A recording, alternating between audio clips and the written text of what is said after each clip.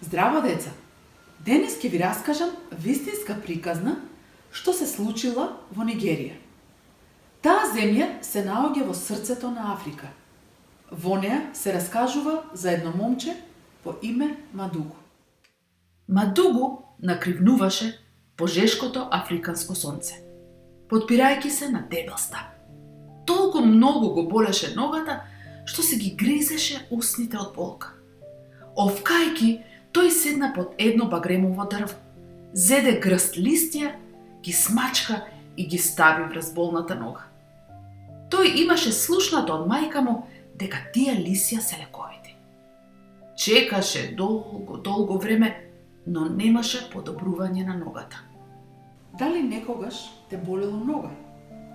Кога луѓето имаат болки во нозете, како се движат? Точно, подкривнуваат. За да се раздвижиш, направи неколку кругови во твојата соба, подкривнувајќи со едната нога. Или пак скокни 10 пати на една нога. Ајде. 1, 2, 3, 4, 5, 6, 7, 8, 9, 10. Браво! Мадугу воздивна и се загледа во далечината, кон куќата во која живееа мисионерите. Мисионери се верници во Господ Исус, христијани, кои се испратени од друг град или друга држава за да им раскажат за Господ Исус на тие кои никогаш во својот живот не слушнале за Него. Верните христијани веруваат дека секој човек на земјата треба да слушне за Господ Исус, Божиот Син, кој ги љуби многу. Мисионерите не раскажуваат само за Исус, туку тие исто така ја покажуваат и неговата љубов кон луѓето, така што им помагаат во нивните секојдневни потреби.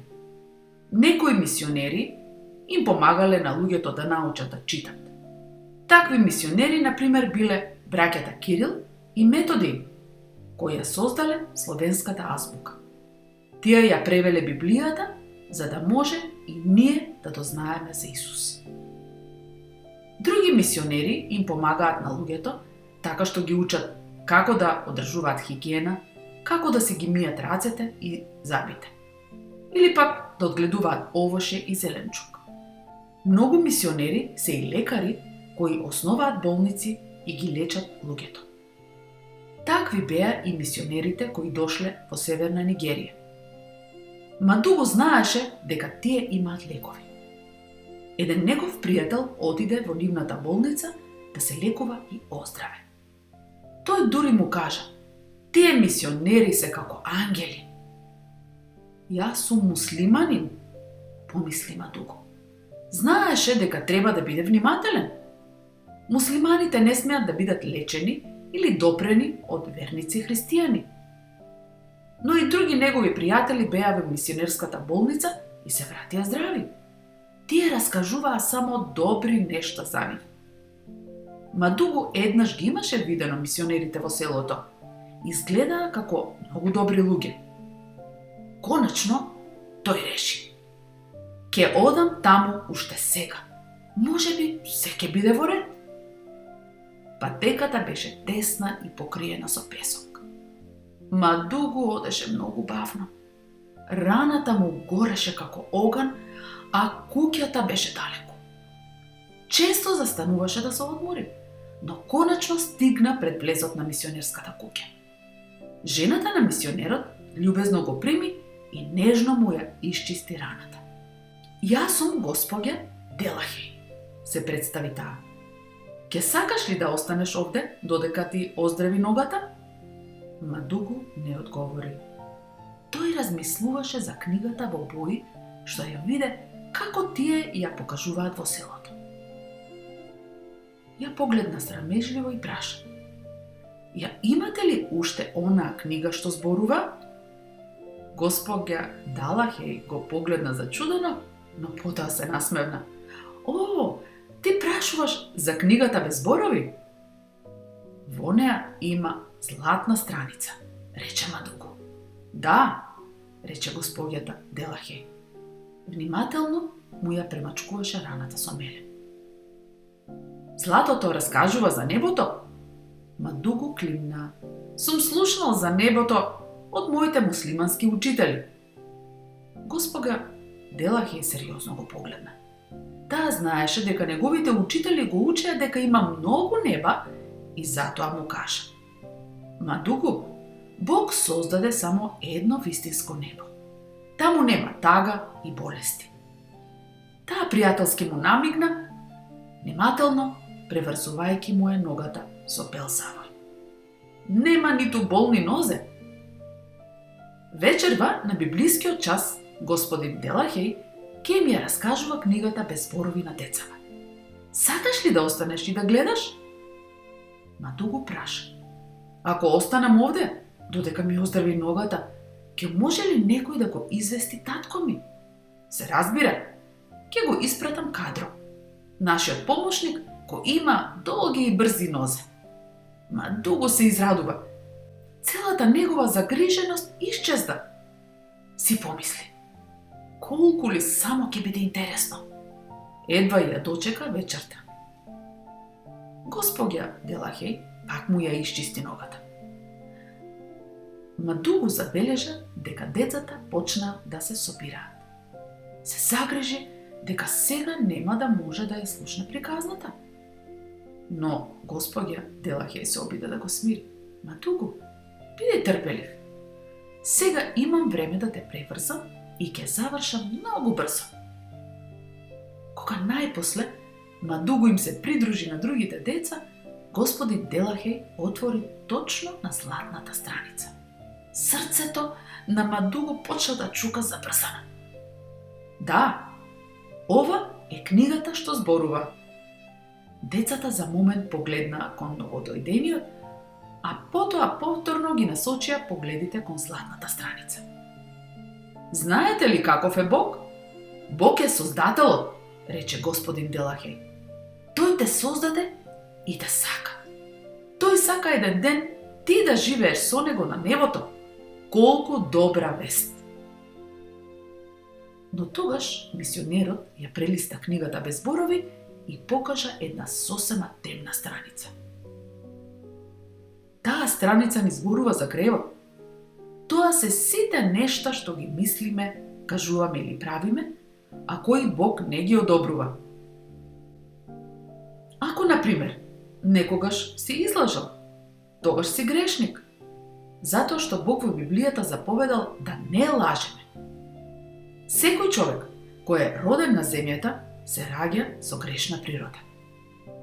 Затоа дури и децата можат да лажат, да се тепаат или да се навредуваат. Луѓето со грешни срца живеат во темнина, како оваа страница. Библијата ни кажува дека сите сгрешија, а гревот не може да влезе во небото. На небото не може да има грев. Мадугу се сети дека понекогаш постапува неправилно. Дали тоа означува дека не можам да одам на небото? Се запраша Мадугу. Мисионерот покажа светло-црвена страница. Едно момче стана и кажа стих од Библијата кој го беше научил на памет. Христос умре за нашите гревови според писмата. Беше погребан и воскресна на третиот ден според писмата. Прво Коринтјаните 15 стих 3 и 4. Ајде деца, заедно да го повториме овој стих. 3-4. Христос умре за нашите гревови според писмата. Беше погребан и воскресна на третиот ден според писмата. Прво Коринтјаните 15 глава 3 и 4 стих. Ова е само еден од 5 стихови кои господин Делахеј им ги кажа на децата во случката. Мадугу беше воодушевен. Тој исто така сакаше да ги научи стиховите. Господ Исус умре за да ни ги исчисти срцата, продолжи мисионерот. И твоето срце исто така треба да биде исчистено од гревот. Како што сапунот ја мие нечистотијата од нашите раце, така и Господ Исус може да го тргне гревот од нашите срца.